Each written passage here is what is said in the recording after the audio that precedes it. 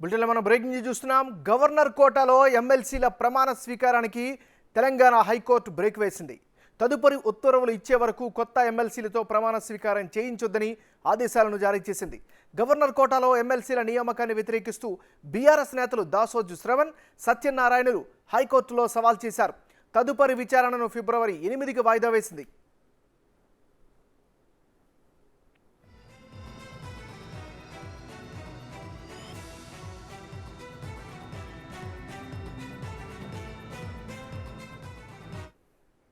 బులెటిన్లో మనం breaking news చూస్తున్నాం. గవర్నర్ కోటాలో ఎమ్మెల్సీల ప్రమాణ స్వీకారానికి తెలంగాణ హైకోర్టు బ్రేక్ వేసింది. తదుపరి ఉత్తర్వులు ఇచ్చే వరకు కొత్త ఎమ్మెల్సీలతో ప్రమాణ స్వీకారం చేయించవద్దని ఆదేశాలను జారీ చేసింది. గవర్నర్ కోటాలో ఎమ్మెల్సీల నియామకాన్ని వ్యతిరేకిస్తూ బీఆర్ఎస్ నేతలు దాసోజు శ్రవణ్, సత్యనారాయణలు హైకోర్టులో సవాల్ చేశారు. తదుపరి విచారణను ఫిబ్రవరి 8కి వాయిదా వేసింది.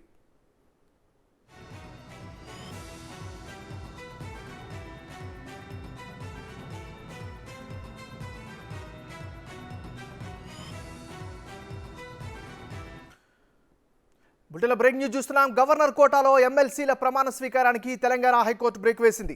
తదుపరి ఉత్తర్వులు ఇచ్చే వరకు కొత్త ఎమ్మెల్సీలతో ప్రమాణ స్వీకారం చేయించవద్దని ఆదేశాలను జారీ చేసింది. గవర్నర్ కోటాలో ఎమ్మెల్సీల నియామకాన్ని వ్యతిరేకిస్తూ బీఆర్ఎస్ నేతలు దాసోజు శ్రవణ్, సత్యనారాయణలు హైకోర్టులో సవాల్ చేశారు. తదుపరి విచారణను ఫిబ్రవరి 8కి వాయిదా వేసింది హైకోర్టు. ఇక ఇదే అంశానికి సంబంధించి మరింత తాజా సమాచారం అందించేందుకు మా రిపోర్టర్ రానా లైవ్లో సిద్ధంగా ఉన్నారు. రానా, చెప్పండి, మీ దగ్గర ఉన్నటువంటి అప్డేట్స్ ఏంటి? ఎస్ఎంఎన్ఆర్ రాష్ట్ర రాజకీయాల్లో మరో ఆసక్తికరమైనటువంటి పరిణామంగానే చెప్పుకోవచ్చు. ఇవాళ హైకోర్టులో ఇప్పుడు కొత్తగా గవర్నర్ కోటాలో ఎన్నికైనటువంటి కోదండరాం కానీ అమీర్ అలీ కానీ వీళ్ళిద్దరికి సంబంధించిన ప్రమాణ స్వీకారాన్ని ఆపాలంటూ కూడా హైకోర్టులో ఇప్పటికే వీరు దాసరి శ్రవణ్ కానీ కుర్రా సత్యనారాయణ కానీ పిటిషన్ వేసిన నేపథ్యంలో ఆ పిటిషన్ని పరిశీలించినటువంటి హైకోర్టు మధ్యంతర ఉత్తర్వులు ఇచ్చినటువంటి నేపథ్యం అయితే కనపడుతుంది. వచ్చే ఫిబ్రవరి 8వ తారీఖు పూర్తి స్థాయి వాదోపవాదనలు జరిగిన తర్వాత పూర్తి స్థాయిలో మేము తుది తీర్పు ఇస్తాం, అప్పటి వరకు కూడా స్టేటస్ కో ఉండాలనేసి కూడా చెప్పినటువంటి నేపథ్యం అయితే కనపడుతుంది. ఇప్పుడు దీనిపైనే దాసోజు శ్రవణ్ కూడా బిగ్ టీవీ కలిసి మాట్లాడడం జరిగింది. అయితే ఈ నెల 24వ తారీఖునే మేము ఇటు ప్రభుత్వానికి కూడా తెలియజేస్తాం. 24వ తారీఖు ఇటు హైకోర్టుకి యొక్క పిటిషన్ వస్తుంది. దాంతోపాటు దీనికి సంబంధించినటువంటి వాదనలు కానీ వచ్చే నెల 8వ తారీఖు జరగబోతున్నాయి. ఈ సమయంలో ఎటువంటి డిసిషన్స్ మీరు తీసుకోవద్దండి, పాత ఎమ్మెల్సీ కోటలో మాకు మా పేర్లు సిఫారసు చేశారు కాబట్టి అది పెండింగ్లో ఉంది, కోర్టులో ఉంది, కొత్త వాళ్ళకి అవకాశం ఇవ్వద్దు అనేది కూడా నేను చెప్పాము. అయినా ఈ గవర్నర్ గారు దీనిపైన ఆమోదం చేశారంటూ కూడా ఆయన చెప్పినటువంటి నేపథ్యం అయితే కనపడుతుంది. సో ఏదన్నప్పటికీ నిన్న దాదాపు ఇటు కోదండరాం కానీ అమీర్ అలీ కానీ శాసన మండలికి వెళ్ళారు. దాదాపు 3 గంటల పాటు కూడా వారు వెయిట్ చేశారు. అయితే గుత్తా సుఖేందర్ రెడ్డి అక్కడికి రాని పరిస్థితి, వారితో ప్రమాణ స్వీకారం చేయించినటువంటి నేపథ్యం కనపడుతుంది. సో ఎందుకు చేయించలేదనేసి అందరూ కూడా నిన్న అనేక ప్రశ్నలు విమర్శలు కూడా చేసుకున్న నేపథ్యంలో ఇవాళ హైకోర్టుకి వస్తున్న నేపథ్యంలో కావాలనే నిన్న ప్రమాణ స్వీకారం చేయించకుండా గుత్తా సుఖేందర్ రెడ్డి అడ్డుకున్నారు. దీని వెనకాల మా బీఆర్ఎస్ అధినేత కేసీఆర్ ఉన్నారంటూ కూడా కాంగ్రెస్ పార్టీ ఇప్పుడు విమర్శలు చేస్తున్నటువంటి నేపథ్యం అయితే కనుక, ఎందుకంటే తమ కేసు తేలే వరకు కొత్తగా ఎమ్మెల్సీలుగా ఎవరైతే గవర్నర్ ఆమోదం పొందారో వారిని ప్రమాణ స్వీకారం చేయించొద్దని కూడా వారు క్లియర్గా ఈ యొక్క పిటిషన్ వేసినటువంటి నేపథ్యం కనపడుతుంది. సో ఏదప్పటికీ దీనిపైన వచ్చే నెల మళ్ళీ వాదోపవాదాలు జరుగుతాయి కాబట్టి కంపల్సరీ అప్పుడు తుది తీర్పు వస్తుంది. దీనిపైన మళ్ళీ ప్రభుత్వం కూడా కంపల్సరీ కూడా పిటిషన్ వేసే అవకాశం ఉన్నట్టుగా మనకు సమాచారం అవుతుంది. అయితే తదుపరి ఉత్తర్వులు వచ్చేంత వరకు ఈ యొక్క ప్రమాణ స్వీకారం అనేది ఆపాలంటూ కూడా మధ్యంతర ఉత్తర్వులు జారీ చేసినటువంటి నేపథ్యం కనపడుతుంది. సో దీనివల్ల ఈ యొక్క ఆర్డర్స్ వల్ల నిన్న జరగాల్సినటువంటి ప్రమాణ స్వీకారం పోతే నిన్న జరగకపోయినా ఇవాళ జరుగుతుంది అనేసి కూడా అందరూ ఎక్స్పెక్ట్ చేస్తారు. కానీ ఇప్పుడు ఈ హైకోర్టు తీర్పు వల్ల పూర్తిగా ఇప్పుడు గవర్నర్ ఆమోదం పొందినప్పటికీ మళ్ళీ కొన్ని రోజుల పాటు ఇటు కోదండరాం కానీ ఇటు అమీర్ అలీ కానీ ఇద్దరు కూడా వెయిట్ చేయాల్సినటువంటి నేపథ్యం అయితే కనపడుతుంది. ఇప్పుడు ఈ అంశమే రాజకీయాల్లో దుమారంగా మారిపోతుంది.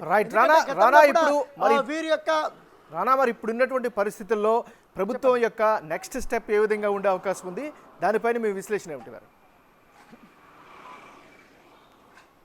ఏమన్నారు, ఎందుకంటే ప్రభుత్వం చాలా క్లియర్ కట్గానే ఉంది, గవర్నర్ కూడా చాలా క్లియర్ కట్గా ఉంది. వారిని ఏ బేసిస్ మీద గవర్నర్ వాళ్ళనైతే రిజెక్ట్ చేసిందో ఏ బేసిస్ మీద వీళ్ళని ఆమోద ముద్ర వేసిందో దానికి ఆమెకు క్లియర్ కట్గా ఆమెకు కొన్ని సమాధానాలు ఉన్నాయి. పైగా వీరిద్దరు కూడా ఉద్యమంతో పాటు సామాజిక కార్యక్రమాల్లో చాలా విరివిగా పనిచేసినటువంటి నేపథ్యం కనపడుతుంది.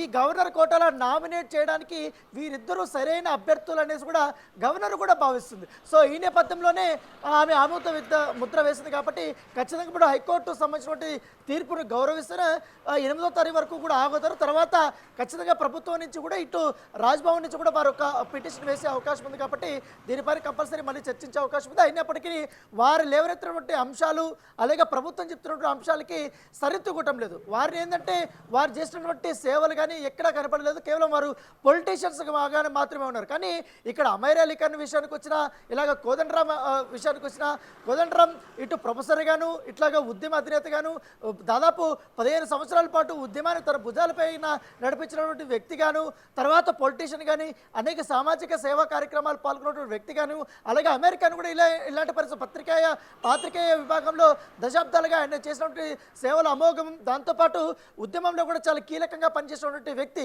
సో ఇలాంటి వ్యక్తుల కంటే మంచి ప్రొఫైల్ కంటే వారి ప్రొఫైల్ పెద్దగా తరుతూగడం లేదు కాబట్టి ప్రభుత్వం కూడా ఇదే అంశాన్ని గవర్నర్ దృష్టికి తీసుకెళ్ళింది. గవర్నర్ దృష్టికి తీసుకెళ్ళగానే వెంటనే వీరిద్దరికీ ఆమోద ముద్ర వేసింది. ఇదే అంశాన్ని కూడా వాళ్ళు జీవో తెచ్చుకున్నారు. ఎగ్జాక్ట్గా నిన్న ప్రమాణ స్వీకారానికి వెళ్తే దీన్ని బీఆర్ఎస్ సంబంధించినటువంటి వారు అడ్డుకోవడం ఏకంగా మండలి చైర్మన్ అందుబాటులో లేకపోవడం ఇది ఖచ్చితంగా రాజకీయ దుమారమే అని చెప్పుకోవచ్చు. దీనిపైన కాంగ్రెస్ పార్టీ అలాగే ప్రభుత్వం కూడా ఖచ్చితంగా హైకోర్టుని మెట్లెక్కాలని కూడా వారు భావిస్తున్నారు. రేపు కూడా మరొక పిటిషన్ వేసే అవకాశాలు అయితే కనపడుతున్నాయి. ఎందుకంటే ఇంకో బెంచ్కి వెళ్ళి పిటిషన్ వేసే అవకాశం ఉంది. ప్రభుత్వ నిర్ణయం అలాగే మొత్తం గవర్నర్ డిసిషన్ తీసుకుంది కాబట్టి వీరి యొక్క ఆమోదాన్ని వీరి యొక్క డిసిషన్ని ప్రశ్నించడానికి నిజంగానే అవి లాబ్స్ ఒప్పుకుంటాయి లేదా దానిపైన న్యాయపరమైనటువంటి సలహాలు ఇవాళ తీసుకున్న తర్వాత తదుపరి స్టెప్ ఉండబోతుంది అనేసి కూడా అధికారులు చెప్తున్న నేపథ్యం అయితే కనపడుతుంది. కానీ ప్రభుత్వం అయితే దీన్ని వెనకాల పెద్ద వెనకడికి వేసే అవకాశం ఉంది. కంపల్సరీ కూడా వీరిని ఎన్నిక చేశాం కాబట్టి రాజ్యాంగబద్ధంగా ఎన్నిక చేశాం కాబట్టి వీరి ఎన్నిక చెల్లుతుంది. కాకపోతే కోర్టు ఆర్డర్ ఇచ్చింది కాబట్టి వారిని గౌరవిస్తూనే మనకున్నటువంటి హక్కులు కూడా కాలరాయకూడదు అనే ఉద్దేశంతో మన హక్కులు కూడా వినియోగించుకోవాలనే ఉద్దేశంతో వారు మరొకసారి కోర్టు తలుపు తెరవడానికి సిద్ధమైనట్టుగా మనకు తెలుస్తుంది ఏమన్నారు. Right, thank you Rana.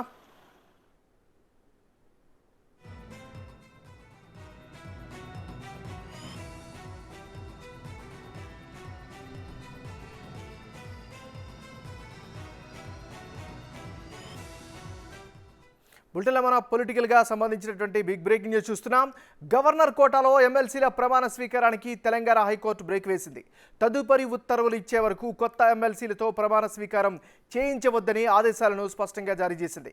Governor కోటాలో ఎమ్మెల్సీల నియామకాన్ని వ్యతిరేకిస్తూ బీఆర్ఎస్ నేతలు దాసోజు శ్రవణ్, సత్యనారాయణలు హైకోర్టులో సవాల్ చేశారు. తదుపరి విచారణను ఫిబ్రవరి 8కి వాయిదా వేసింది హైకోర్టు.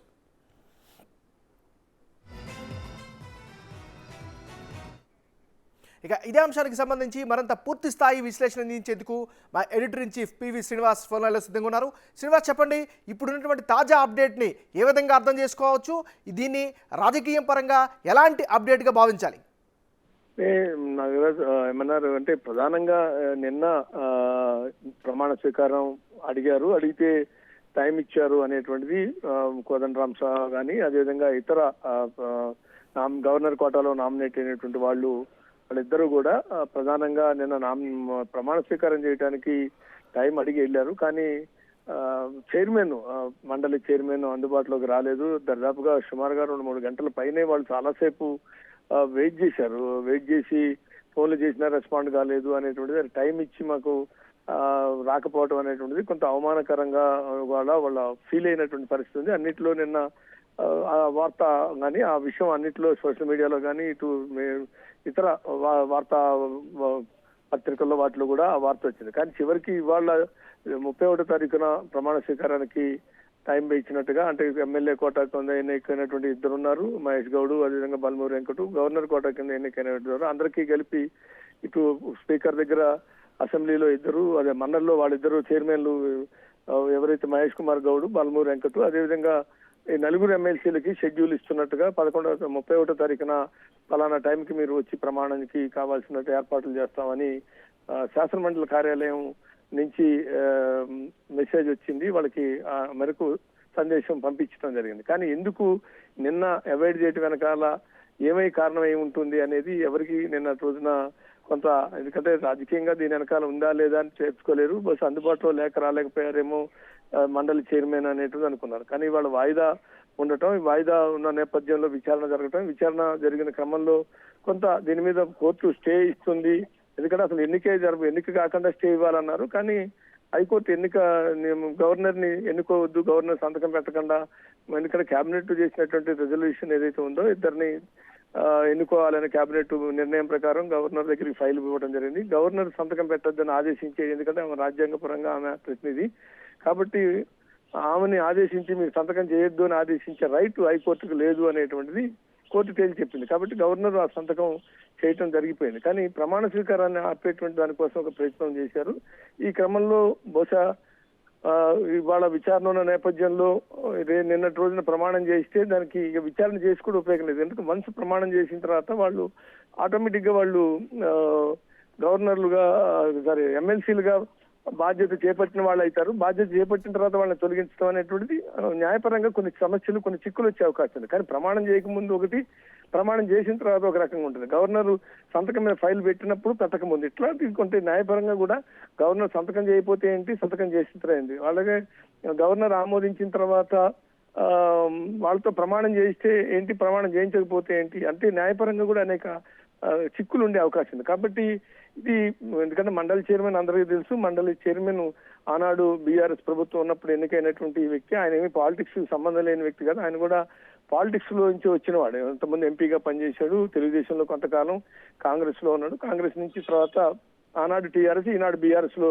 చేరాడు. ఆ తర్వాత ఆయన మంత్రి పదవి కోసం చాలా తీవ్ర ప్రయత్నాలు చేశాడు. కానీ మంత్రి ఇష్టం, అప్పటిదాకా మండలి చైర్మన్ గా ఉండమని చెప్పారనేటువంటిది కూడా అందరికీ తెలిసినటువంటి అంశం. రాజకీయ వర్గాల్లో తెలియని ఏం లేదు, మీడియాలో కూడా అన్నింటిలో కూడా వచ్చింది. మంత్రి పదవి కోసం తీవ్ర ప్రయత్నాలు చేశారు మండలి చైర్మన్ గా ఉన్నటువంటి సుఖేందర్ రెడ్డి అనేటువంటిది అన్నాడు. కానీ ఇప్పుడు ఉన్నటువంటి ఈ పొజిషన్ లో మంత్రి పదవి ఇవ్వలేము, ప్రస్తుతానికి మండలి చైర్మన్ గా ఉంటే తర్వాత ఎక్స్టెన్షన్ లోనో లేకుంటే మళ్ళీ తర్వాత అవకాశం వచ్చినప్పుడు మంత్రులకు విస్తరణలోనో లేకుంటే ఇతర సందర్భాల్లోనూ మేము ఏర్పాటు చేస్తామన్నారు. కానీ చివరికి అది సాధ్యం కాలేదు.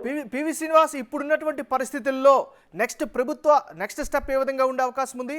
పొలిటికల్ గా ఎంత ఇంపార్టెన్స్ ఉంది అంటే ఏం చెప్తారు? అదే ఎందుకని అంటున్నా అంటే ఇప్పుడు మళ్ళీ ఆయన కుమారుడు, తాజాగా మనం చూసాం ఆయన కుమారుడు ఎంపీ టికెట్ అడుగుతున్నాడు అనేటువంటిది కూడా సీరియస్ గా మొన్న ఎమ్మెల్యే టికెట్ కోసం కూడా ట్రై చేసినటువంటి సందర్భం ఉంది. ఇప్పుడు మండలి చైర్మన్ సుఖేందర్ రెడ్డి కుమారుడు మొన్న టికెట్ కూడా ట్రై చేశాడు నల్గొండ నుంచి అన్నారు. కానీ సిట్టింగ్లకి ఎమ్మెల్యే టికెట్ ఇచ్చారు కాబట్టి అది అవకాశం రాలేదు. కానీ ఇప్పుడు ఎంపీ టికెట్ కోసం తీవ్రంగా ప్రయత్నం చేస్తున్నాడు అనేటువంటిది వాళ్ళ కుమారుడే బిగ్ టీవీ ఇంటర్వ్యూలో కూడా చెప్పాడు. నేను ఎంపీ టికెట్ కోసం ట్రై చేస్తున్నాను, దానికి అంటే కలిసిపోయాడు, కేటీఆర్ గా వచ్చాడు, కలిశాడు అన్నప్పుడు ఏదో సుఖేందర్ రెడ్డి అలిగాడు అనేటువంటి వార్త వచ్చింది. మేము అందరం చూసాం, అన్నింటిలో కూడా వచ్చింది. సుఖేందర్ రెడ్డి అలిగాడు అనేటువంటిది అట్లా ఇట్లా అని అన్నారు. చివరికి కేటీఆర్ స్వయంగా ఇంటికి వెళ్ళాడు అన్నారు. తర్వాత ఇవన్నీ అయిన తర్వాత మండలి చైర్మన్ ప్రోటోకాల్ ప్రకారం మీడియాతో మాట్లాడకూడదు కాబట్టి కొడుకుతో మాట్లాడిచ్చాడు అనేటువంటిది కొడుకు బిగ్ టీవీ కూడా మాట్లాడి చెప్పాడు, నేను ఎంపీటీకి రేసులో ఉన్నాను. కాబట్టి ఈ మొత్తం కాంటెస్ట్ చూసినప్పుడు నిన్న కావాలంటే ఇవాళ కోర్టులో ఆర్గ్యుమెంట్స్ ఉన్న నేపథ్యంలో నిన్న ప్రమాణం చేయించకుండా బ్రేక్ చేయగలిగితే ఇవాళ స్టేటస్ కో గనక కోర్టు ఇస్తే, అంటే యథార్థ స్థితి కొనసాగించండి, ఎవరిని ప్రమాణం చేయించొద్దు అనేటువంటిది కనుక వస్తే అది కొంత అడ్వాంటేజ్, పొలిటికల్ గా అడ్వాంటేజ్ అవుతుంది అనేటువంటిది ముందే కొంత, ఎందుకంటే కోర్టులో ఇవాళ విచారణ ఉందని తెలిసినప్పుడు ఇవాళ ఆర్గ్యుమెంట్లు ఉంటాయని తెలిసిన తర్వాత నిన్న ప్రమాణం చేయించడం అనేటువంటిది పొలిటికల్ మిస్టేక్.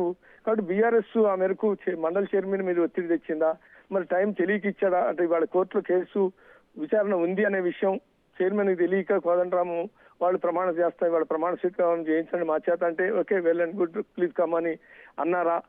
అది తర్వాత ఆ విషయం బీఆర్ఎస్ అధినేత కేసీఆర్ కి తెలిసి కొంత దాన్ని స్కిప్ కొట్టండి, ఇవాళ ప్రమాణం చేయించొద్దు, రేపు కోర్టు ఏమొస్తుందో చూద్దాం, రేపు కోర్టు కనుక వాళ్ళకి ఫేవర్గా వస్తే చేసేది ఏం లేదు, కంటిన్యూ చేయొచ్చు, ఈ ఒక్కరోజు స్కిప్ కొడితే రేపు ఏం జరుగుతుందో చూద్దాం అనేటువంటిది ఏమన్నా చెప్పారు. అందులో భాగంగానే 31వ తారీఖున అందరికీ కలిపి, అంటే ఎమ్మెల్యే కోటలో ఎన్నికైన వాళ్ళకి కానీ ఎమ్మెల్సీ గవర్నర్ కోటలో ఎన్నికైన వాళ్ళకి కానీ అందరికి కలిపి, అంటే అప్పటికి వాళ్ళు ఏది కావాలని అవాయిడ్ చేసినట్టు కాకుండా అఫీషియల్ గా 31వ తారీఖున ప్రమాణం చేస్తామని మండల కార్యాలయం నుంచి వాళ్ళకి మెసేజ్ పంపటం అనేటువంటిది, ఇవన్నీ చూస్తుంటే పొలిటికల్ బ్యాక్గ్రౌండ్ లేకుండా, పొలిటికల్ స్ట్రాటజీ లేకుండా బీఆర్ఎస్ ఒక వ్యూహంలో భాగంగానే నిన్న చైర్మన్ వ్యూహంలో చేసి ఉంటారు. అందుకనే ఇవాళ ఈ పరిణామం చోటు చేసుకుంది, హైకోర్టులో ఈ తీర్పు వచ్చింది. అంటే మధ్యంతర ఉత్తర్వులు, తీర్పు అనలేము, మధ్యంతర ఉత్తర్వులు వచ్చిందని చెప్పొచ్చు. Right, thank you PV Srinivas.